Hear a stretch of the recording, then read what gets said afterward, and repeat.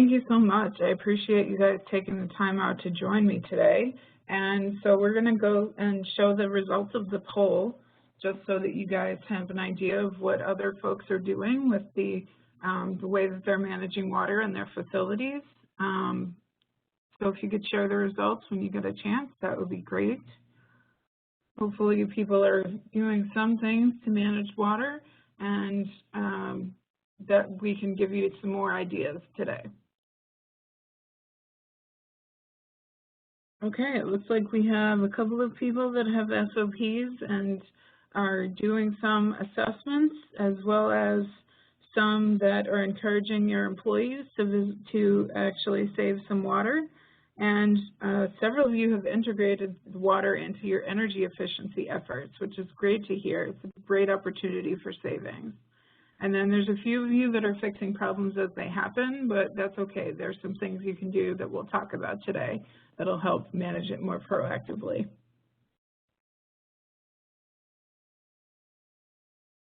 So today we're going to talk about a few things. I'm going to introduce WaterSense, and then I'm going to talk about some leak and water waste indicators, as well as some ways to meter and track your water use in your facility.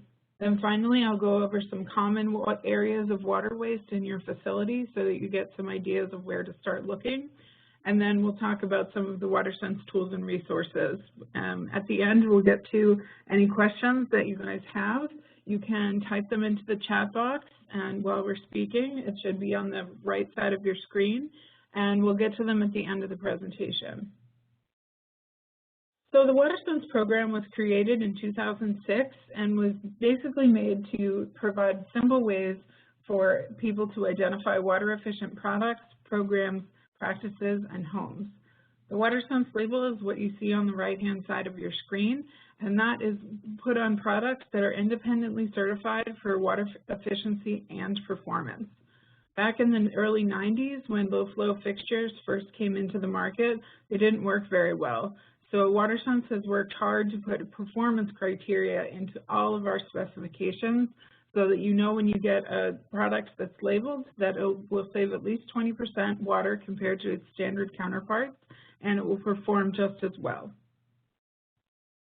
WaterSense has about 39,000 labeled product models that have earned the label so far, and they're in several different categories. So we have most restroom equipment in both commercial and institutional buildings, as well as residential markets, including flushing urinals, shower heads, flushometer valve, and tank-type toilets, as well as laboratory faucets. The only category that we don't label is a commercial faucet that goes into a restroom. That's because the national standard is already very low and is already saving quite a bit of water. We also have outdoor products as well. We have two kinds of irrigation controllers, one that uses data from a weather station and one that uses a sensor that you put into the soil to determine the amount of moisture. We also have spray sprinkler bodies, which are regulating the pressure within the system so that it is running at optimal pressure. And then we also have WaterSense labeled homes, and those save about 30% compared to their standard counterparts as well. So there's a lot of options out there. One thing that I like to give as context for all of these talks is that the cost of water is deceptively low. You don't really think about it, but facilities actually pay for water twice. They pay for the water that's supplied to you, and then you pay for the water that's discharged to the sewer in your sewer fees. And this doesn't include the cost of energy that's used to pump and heat the water within the facility, so it can be quite significant. So in order to find the true cost of water, you have to use both the water rate and the sewer rate, as well as the volume of water used, and include any fees and other associated costs. Some examples of some of those higher costs are things like additional detergents and chemical costs, as well as an increase in the equipment maintenance with higher usage, and then, as I mentioned, the energy costs for pumping and heating the water and the extra water that's being used. So one of the things that's really important to do in the water world is to verify water use as often as you can. Unfortunately, leaking or continuously running water has really no added value for your business, and that's something that you want to keep in check. The general range is about 6% of water use is wasted, and this is because some of the products are notoriously leaky based on just the way that they're designed, unfortunately. So in the water world, when something fails, a plumbing product fails, it usually fails open and starts leaking. And unlike the energy world where it just stops working altogether, so there can be a lot of times where the fixture is leaking or working inefficiently and you wouldn't know it because it's still going. So it's important to check the physical components of the products on a regular basis to make sure that they haven't degraded or broken down over time. So that includes things like valves, flappers, and gaskets that break down. And as I said, the broken parts may not stop the water from flowing, but it can reduce the efficiency or cause leaks and property damage. So you really want to repair the leaks as soon as possible to prevent that from happening. So leaks add up really fast, and so we just wanted to give you kind of a sense of what kinds of leaks cost. And so based on this chart is basically the size of the leak in a pipe. So the pinhole leak is about $480 a year of water use. And if you go to a larger leak about the size of a pencil eraser, it gets up to be close to $30,000 per year. So these are pretty significant costs, as you can see. So it's really important to kind of nip that in the bud and get it fixed as soon as possible. So in terms of other waste, continuously running water is really not necessary in most equipment, and this is something that you can, it just is going on behind the scenes and you may not be paying attention. So we wanted to give you just a sense of what water flow looks like. So as you can see on the left side of the screen, that's kind of a low flow through a garden faucet, and that's about 1 gallon per minute, which adds up to about $5,000 per year of water use. But if you get into the right side of the screen, where you're looking at a hose at full flow, that's about 6 gallons per minute, and that adds up to about $30,000 per year. So this could be happening behind the scenes in a single pass cooling context, where you have kind of a mechanical system that's running this water behind the scenes, and you may not know that it's happening. So it's one thing to look for as you're trying to find water waste. And these, just to give you some other figures, just some potential losses from different leaks or problems. You can see that fixing a leaking toilet can be pretty significant because the cost is about $3,000 per year if that toilet is continuing to leak. And then if you get into some of the higher level leaks, especially if you have a broken distribution line, those can really add up very quickly. So the moral of the story basically is that all leaks are bad. You want to find them as soon as possible so that you can fix them. One thing to do is to look for indicators and just things that you can do to try to find these leaks ahead of time or as soon as you can. Is really looking at spikes in your water usage, and this can be from your monthly bill or from the meter reading itself. You can also find problems and malfunctions during water assessments or an equipment inventory, as well as you can get some alerts from leak detection or failure abatement devices, what they're called. And those can actually send signals or give you a phone call or an email if there's a problem. You can also find it through a walkthrough of a facility, and that can be a really great way to find things, as well as getting reports from employees and visitors. So basically you want to find things before you actually get into a larger leak where there could be property damage. Obviously that's the worst case scenario, so you really want to make sure that you're finding these leaks as soon as you can. So the way that you can find them is one of the best ways is to assess your water use within your facility. And this involves a couple of steps. Basically, you want to gather your information on your water sources and collect your bills and review them. And then you want to establish a baseline for water use from your facility for a typical year, because that can help you see how much water is actually being used. Then you have to do an inventory of your fixtures and equipment, so you know how much water is being used there. And then you have to verify the performance of the fixtures to make sure that they're working as designed. And then you can use that to identify projects to start saving energy, water, and money. So we wanted to give you just a general sense of what water use looks like in commercial facilities. So we created this graph of a few different facility types so that you can see how water is generally used in these types of facilities. So as you can see, the blue bar is at the bottom of the screen, and that really covers restroom water use. So that can be from 30% to 40% of your building water use. So it's pretty important to pay attention to. Next is the red bar, which is your cooling and heating, and that's usually generally about 20 to 30% of your water use, which is a pretty significant portion. And this one is an area where there's a lot of energy savings as well, so it could be a good place to look. Then the green bar is our outdoor water use, which is dependent on the facility that you have and the size of the landscape that you have and the types of plants. But it can be pretty significant as well, from 20 to 30% of your water use. So this is just a general sense, but you really need to do a water assessment to make sure you know what's happening within your own facility. So as I mentioned, there's a couple of steps to do that. One of them is to identify all the water sources and gather information on them so that you know how much water is being supplied to your facility. So you really need to look at all sources of water and make sure that they're being measured. So you want to look at any of your potable water usage or reclaimed water from your utility will be the most obvious place to start. But it's sometimes being augmented by surface water or groundwater that you're taking out.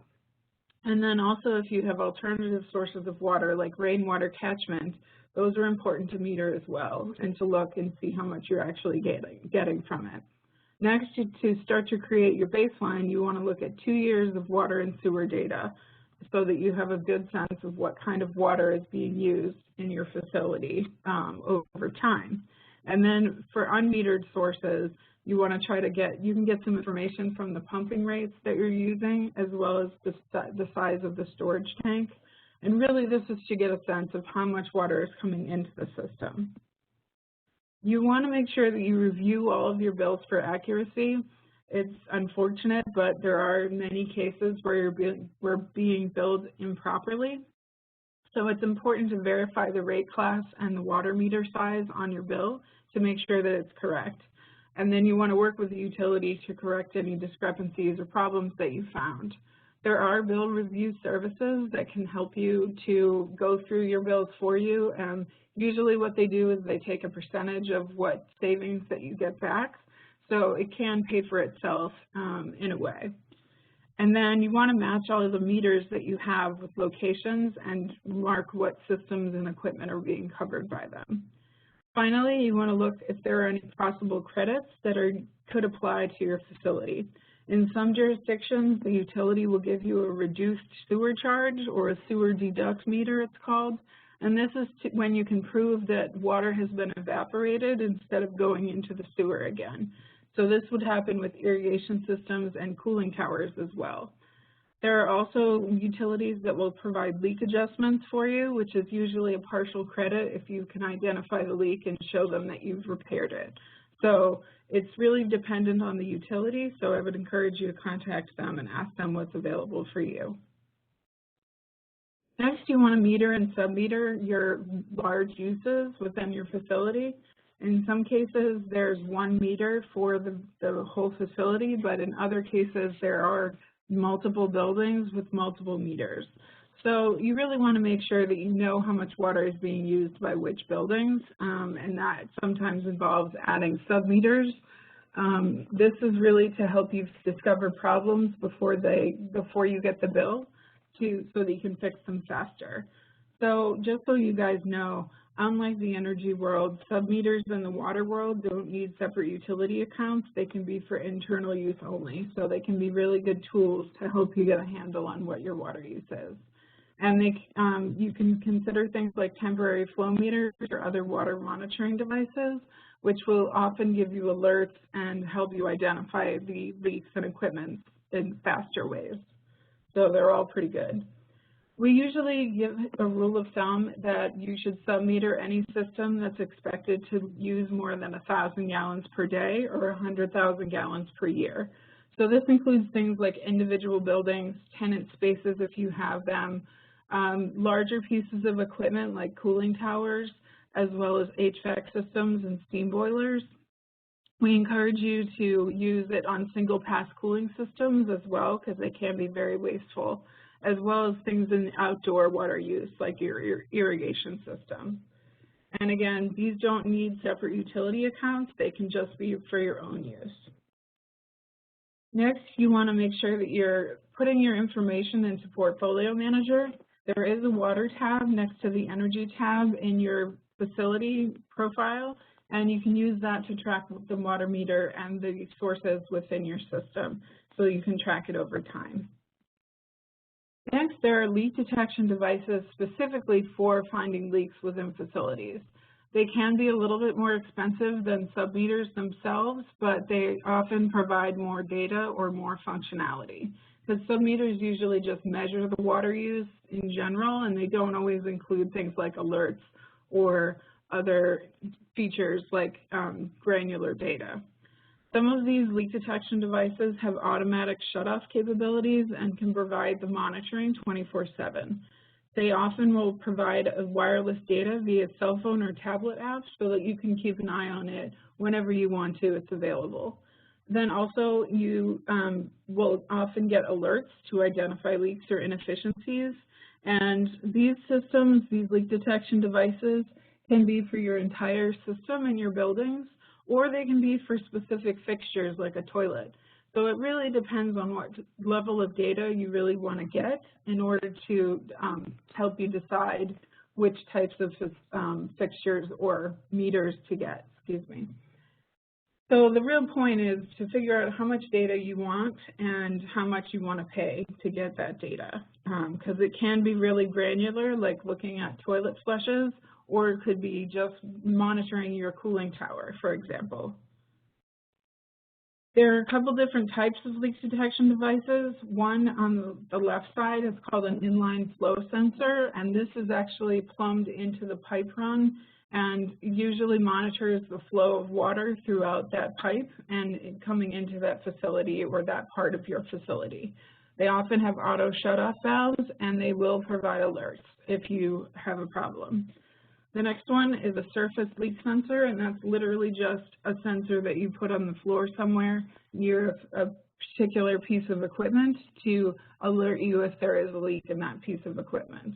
So it can be used often for mechanical system spaces, but there are other things as well that if you have another system that you're concerned that it's leaking, you can put it there as well. Then there are also non-invasive leak detectors, and these usually strap onto the outside of the pipe. They include things like temporary flow meters and acoustic leak detection devices. So these often use sound to determine if the water is flowing more rapidly than it's supposed to. So you kind of have to teach the system in the beginning what your average flow is like, and then if it goes beyond that, it can provide an alert, or it can actually tell you that, there's a problem. So they don't always provide 24/7 monitoring, but they can be useful if you're trying to assess the water use in a particular piece of equipment or in a particular area of your facility. So a really effective leak detection system combines all of these devices, and they usually have flow sensors, the surface leak sensors, as well as sensor-activated shutoff valves, so that if there is a problem, it shuts off the system instead of letting it continue to run. And you really want something that has an app or an email or text message alert so that you can actually take action on something that's happening as soon as possible. There are also water monitoring services that exist. They're usually performance-based contractors, and some of the companies will kind of package all of these systems together along with some water monitoring, and they'll provide services to give you data on what type of water use is happening in your facility. It can provide real-time monitoring as well as some analytical information on end uses. They also have dashboards that can help you if you're monitoring a single building or an entire portfolio. And some of them may also provide services related to water quality in pieces of equipment like your cooling towers. So the next thing you want to do, once you've kind of got a handle on how much water is coming in, you want to start to inventory your equipment. And this is really to go through the facility and figure out how much water is being used in each piece of equipment, if you can. So when you're doing it, you want to try to interview personnel that work in that area, because they can often tell you what's going on, but also can give you suggestions of how to make something work more efficiently. They're a really great place to start. You basically want to capture some detailed information about the piece of equipment or the fixture. For example, how old is it, what type of brand is it, or what flow is it normally, like how many gallons per flush is the toilet, or how much water is being used in your cooling tower, for example.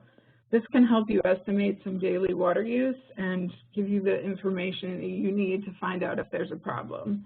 Then you can also check any drain lines, plumb to floor drains, so that you can find out if there's water flowing more often than it should. And this is also helpful because you can verify the water use as you're going through it. And this you can do manually by checking the flow rate, or you can install some of those temporary water meters or the flow meters that strap on the outside of the pipe. You can take those ones that wrap on the outside of the pipe and move it around the facility to find out how much water is being used in different areas. Next, you want to create a water balance, and this really is just to account for all of the water use at a facility during a particular time period, and it usually includes the water coming in as well as the water being used in the actual fixtures. And you want to try to add it all up and see if it comes within 10% of your facility's water use. So if you have more than 10% of water that's unaccounted for or isn't specific to a particular device, that's a sign of a leak, and that can be significant. So this is just an example so you can see that you kind of go through each type of equipment and measure how much water is being used or estimate how much water is being used. This can be done through flow meters, or it can be done with just an engineering estimate of the particular product, because a lot of times the information is available from the manufacturer of what it's supposed to be doing, and you can verify that with these flow meters or acoustic leak detection devices. So you really want to go through and add it up to see if the water being supplied is within 10% of the water that you're using. So if there is a 10% difference or more, you have a leak that you need to fix. This is just another example of how the water is broken down by the different parts of the facility. So you can see that cooling tower makeup in this example is making up a significant portion of the water use. But there's also a potential water waste here of about 6%. So you can decide if that's helpful for you to know that 6% is generally an average and is probably not necessarily something you want to take action on, but you can if you're interested in doing that. Some ways that you can find leak detection or find leaks is obviously to monitor the meters that you have. One trick is to look at the meters during off-peak hours when there aren't a lot of people in the building. And then if the water meter is moving, at that point, you may have a leak because nobody's there to use the water. You also want to compare your monthly readings over time and make sure that you account for seasonal water use. So, for example, water use in the summer is going to be larger than water use in the winter because you have irrigation outside, for example, during the summer months. You can also use specific leak detection devices like dye tabs or food coloring to check for tank-type toilet leaks. I'll show you how to go through that in a few minutes. And then you want to take a look at some of those leak detection and failure abatement devices. The failure abatement device really is just one to give you an alert when the fixture or piece of equipment is failing. And so it's not super complicated usually. It's just something that will register that the flow is higher than it should be, and then it can give you an alert. You should also look and listen while you're going around the facility to see if there's dripping or flowing water in mechanical spaces, or to see if there's discharge to a floor drain that you don't expect. Also, you want to look for running restroom fixtures or phantom flushes. That's where a toilet will flush when nobody's using it, usually with a sensor that could be malfunctioning. And then also you want to look for puddles outdoors when you're going through your facility. One of the big important things to do is to involve your employees in doing this, and you can do this by adding specific tasks to the existing routines that they have. One of the things that you can do as a property manager or facility manager is to check the meter during off hours, like I mentioned before, and then also to look for running water to floor drains near equipment, because if it's supposed to be intermittently flowing, that's okay, but if it's flowing more than that, it could be a sign of a problem. And this is something with like a water heater or a boiler. It happens often. Some people just will walk by it because they assume that it's supposed to be doing that, but it may not. You also want to involve your housekeeping and cleaning staff because they're there looking at the fixtures on a regular basis, so they can be ones to identify a leak. You can look for really to get them to report dripping or clogged faucets and shower heads. And if you have tank-type toilets, which are ones that are found usually in the residential market, like in your home, if you see a small ripple at the edge of the water in the bowl, there can be a leaky flapper that's causing a leak. Next, you want to get your landscaping staff and contractors involved. You want to have them look for any puddles or areas where hardscape is being watered, like if the sidewalk is being watered. Obviously, that's something that sidewalks don't grow, so you want to make sure that you're not using water in that area. You also want them to look for broken sprinkler heads and dead plants and other strange-looking things that may be happening out of the ordinary. Then if you have kitchen staff, you want them to shut the equipment off between uses, especially food disposals, because they use a ton of water while they're being used. You also want them to see if there's steam leaking from equipment, because it does waste water and energy at the same time. You also can do this by training their staff. Sometimes you just need to know what to look for and how to tell someone there's a problem. So sometimes you can do this by posting signs in your facility at the different areas like restrooms or kitchens where the water is being used. Sometimes you just need one like the one we pulled off the web that's on your slide, basically that tells you some reason why they should be saving water, as well as the phone number of who to call. Because oftentimes they've noticed that there's a problem, but if they don't know who to call, it doesn't really help. So next I'm going to go through some of the areas where you should look for waste, and in particular because they are notoriously problem areas. So first of all, as I mentioned before, restrooms can account for up to 40% of water use, and they're often leaky fixtures just because of wear and tear and how the fixtures are built. So in this case, regular maintenance is vital. There's really no substitute for maintaining this equipment. You want to regularly inspect valves and toilet flappers to replace all worn parts as soon as possible. You want to verify faucet flow rates and check for tampering. Sometimes users get dissatisfied if the aerator doesn't is occluded or clogged. It can stop the water from coming out, and they get really frustrated and break it to get the water to come out more. So it's one thing to keep an eye on in your facility. Next, you want to remove scale buildup, especially from fixtures that use hot water like faucets and shower heads, because it will reduce the performance of the fixture. Also, if you have automatic sensors on fixtures, you want to make sure that you're adjusting and calibrating them on a regular basis. You want to really make sure you're avoiding double or phantom flushes when there's no one there, and also if the faucet is running too long.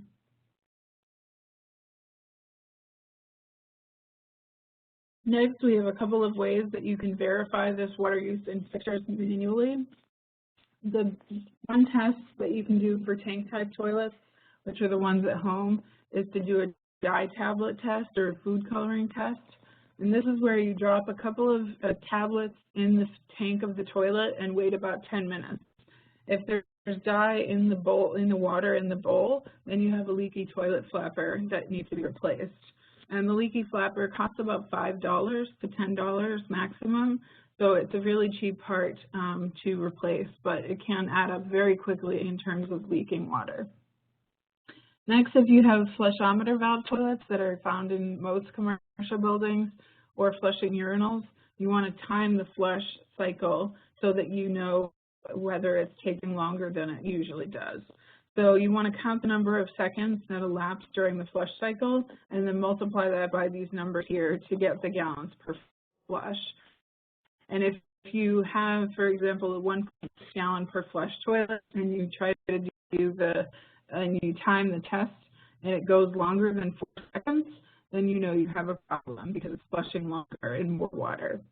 So you want to compare it to basically what the manufacturer's value is supposed to be. So if it's a 1.6 toilet and it's actually using 1.8 or 2.0 gallons per flush, then you know you have a problem that needs to be fixed. Next, with faucets and shower heads, you want to time the flow test, basically, where you use a flow bag or a container of known volume, like a measuring cup, and you really just want to figure out how much water is being used in a specific time period so that you can figure out if that's what it's supposed to be or not. So in faucets, for example, you can do gallons per minute, and this is usually what the faucets are measured. If you have a 2-gallon faucet and it's running at 2.6 or 2.8, you know you have a problem with the fixture. And the same thing with shower heads. So these are some really low budget things to do, and once you find the problem, they're usually relatively cheap to fix.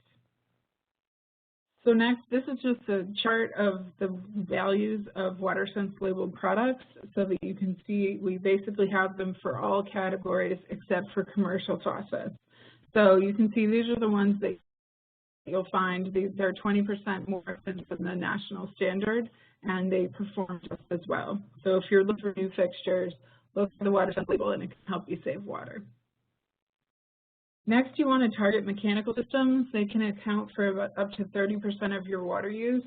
This is an area where sub-metering can be really helpful because if you can monitor basically the makeup water and the blowdown water of the commercial cooling tower or boiler, then you can compare how much water is going through the system. And that way it can help you find out how efficient the piece of equipment is, and you can see if it's running at the amount that the manufacturer intended. So in general, you want to minimize water use in single-pass cooling systems and eliminate them wherever possible. Single-pass cooling systems are where the water runs through the system once and then to cool the system and then is put down the drain. So there are many different types of equipment out there and ways to retrofit equipment so that you can use the water multiple times before it's flushed down the toilet or flushed down the drain, excuse me. And in general, single-pass cooling systems use 40 times more water than a cooling tower, and so it can be really intensive. And then also you want to maximize what's called the cooling tower cycles of concentration, and this is where you're looking at the number of times that the water goes through the system before it's sent down the drain. And you can do this by using sub-meters, or your cooling tower vendors can really help. Oftentimes they leave a report behind every month when they come by to do service. So it's good to just read the report and you make sure that it's on target for for the water savings that you're trying to achieve, or what it's supposed to be as determined by the manufacturer. So the vendors can often help if there is a problem. They can help you fix it, or they can help you figure out how to solve the problem.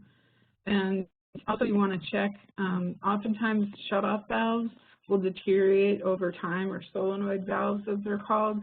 So you want to make sure that when something's supposed to cut off and stop running water, that it actually does that, because they break down over time and they often will not stop the water from flowing like they're supposed to. So they can be very helpful to take a look at.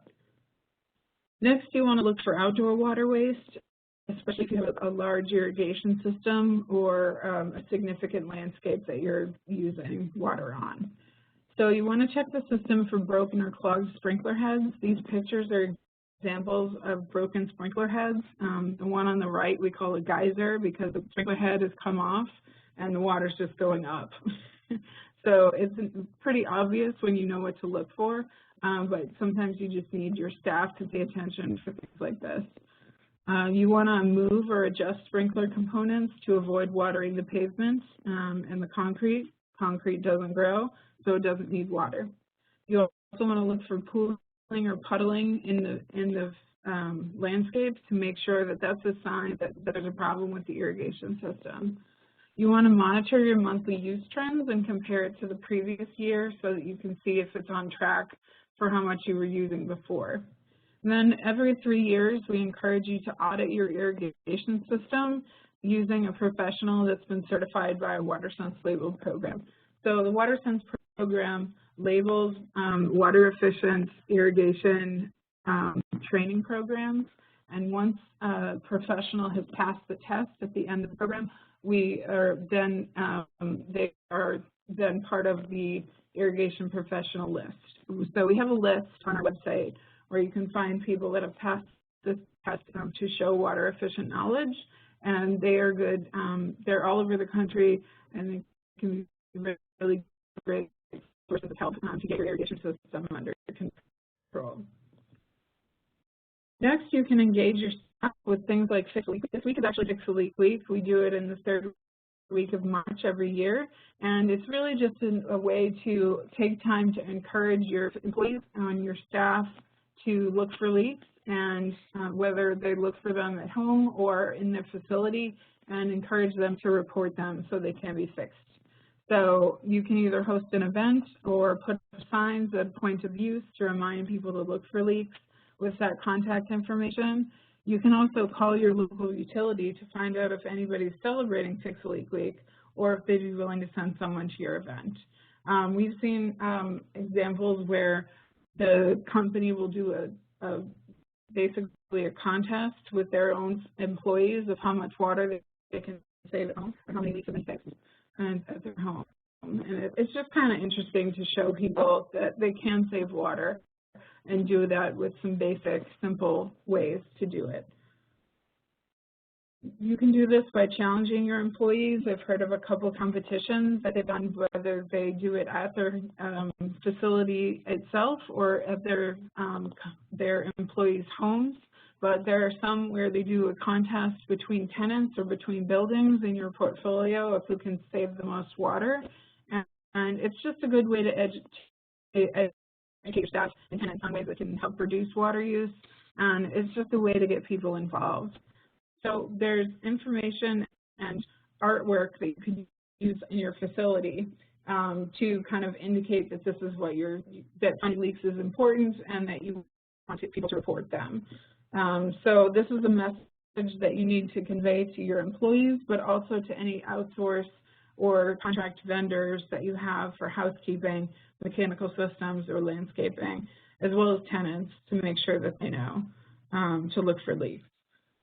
So the artwork is available for you guys. You can add information for the phone number to call, and it's available both on the WaterSense website and on the Energy Star website. So they're available to you to just put it up in your facility and get people to pay attention to it.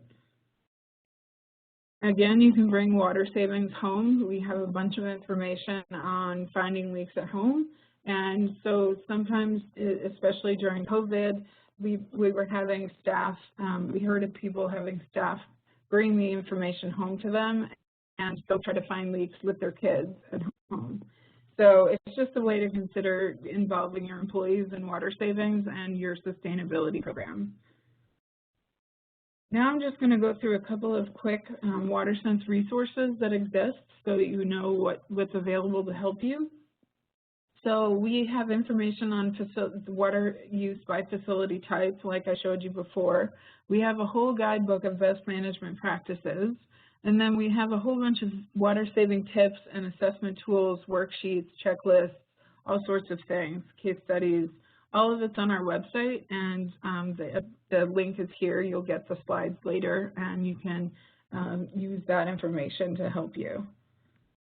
We have a couple of tools for getting started. We have a simple assessment checklist as well as an operation and maintenance checklist that we just made.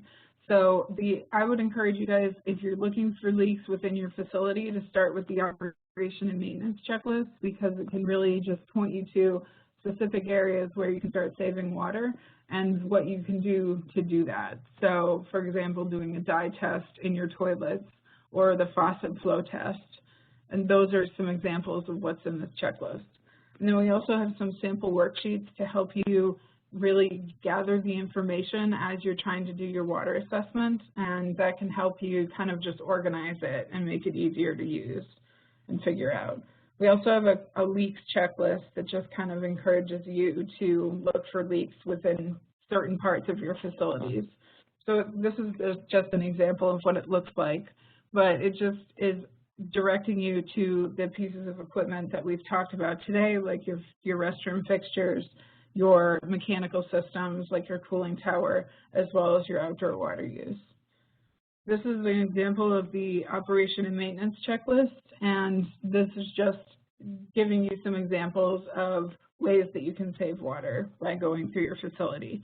The intent of this checklist was for you to be able to print it out and walk around your facility with it so that you can figure out what kinds of things to look for. Next, if you have problems or you want to learn more about a particular piece of equipment, we have best management practices in a guidebook for you. And this guidebook, the WaterSense at Work, includes something basically on every water-using fixture or piece of equipment in a commercial building. And so you can find information on how to operate and maintain that piece of equipment, how to retrofit or replace that piece of equipment with water efficiency in mind. We also have one for multifamily buildings that target some of the ways that you can save in that environment as well. Finally, because we're here and COVID is still happening, unfortunately, I wanted to make sure that I mentioned that we have resources available to help you flush your building system before you reopen it. It's very important to maintain water quality as well as water efficiency. So if your building has been shut down for a period of time, you do need to flush your system before you reopen to make sure that water that's been treated with chlorine and other sanitizers is actually in the system before people are using it.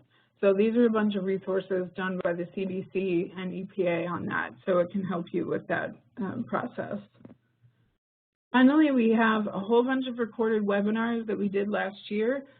We are probably doing our next webinar in this series in May, so keep an eye out for the training webinar email that Energy Star sends out, because the information will be in there. In the meantime, if you want to learn more about some specific parts of your facility and specific water use in general, you can check out the recordings from previous webinars. So what can you do right now? I went through a whole bunch of things that you can work on, but really to start, you can start collecting your water bills and identifying existing meter locations. Then you can also identify areas or systems that need sub-meters or leak detection devices. You can educate your employees to look for these leaks and report them immediately. And you can use some of the tools and checklists to start looking for the water waste as soon as possible. You can also conduct your water use inventory of equipment and appliances and create your list of potential projects. Also, you want to contact your utilities to see if rebates and incentives are available. In some cases, the utility will work with you to do a performance-based retrofit or replacement, basically a rebate or incentive. Sometimes they'll make custom ones, so it's important to contact your utility to see what's available and if they are willing to do something special for you. Because often if you're a large enough building, you're a significant customer within their system, and sometimes they'll do that custom rebate or custom incentive for you. So that's about it. If you guys have questions, you can type them into the chat box and I'll answer them, or you can contact us later with more questions. You're welcome to contact us anytime. And so I'm going to stop and look at some of the questions that have come in and answer them.